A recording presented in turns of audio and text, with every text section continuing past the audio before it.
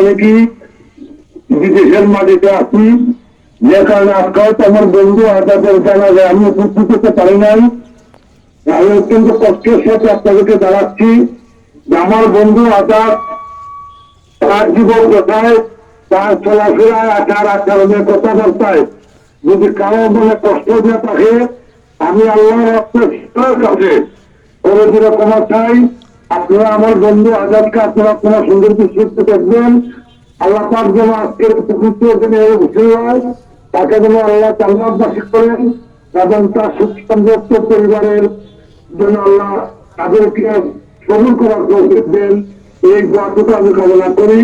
আর আমি আপনার সকল মুসলিমদের কাছে দোয়া চাই, আমি আমার এই পথ পরিবর্তনে আমার আপনজন হারিয়েছি।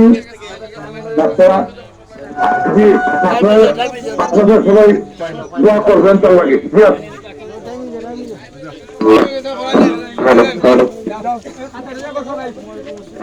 সম্মানিত হাজিরিন, সময় শর্ট তো শেষ হয়ে গেছে, জানাজার সময় হয়ে গেছে।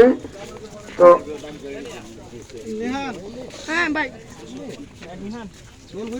জানাজা পড়াইব আপনার মসজিদের ইমাম সাহেব মুতাজির আমাতুল। 4 তাকবীরে জানাজার নামাজ ফরজে কিফায়া ইমামের পিছনে ইক্তেদা করি। আল্লাহু আকবার। আপনারা সবাই কথা শুনিয়ে নেন। যে আমরা সবাই মরণকে আমাদের কাছ থেকে বিদায় নিয়ে চলে গেছে, ইন্তিকাল হয়েছে, স্থান ত্যাগ করছেন, আমরাও সবাই চলে যাব।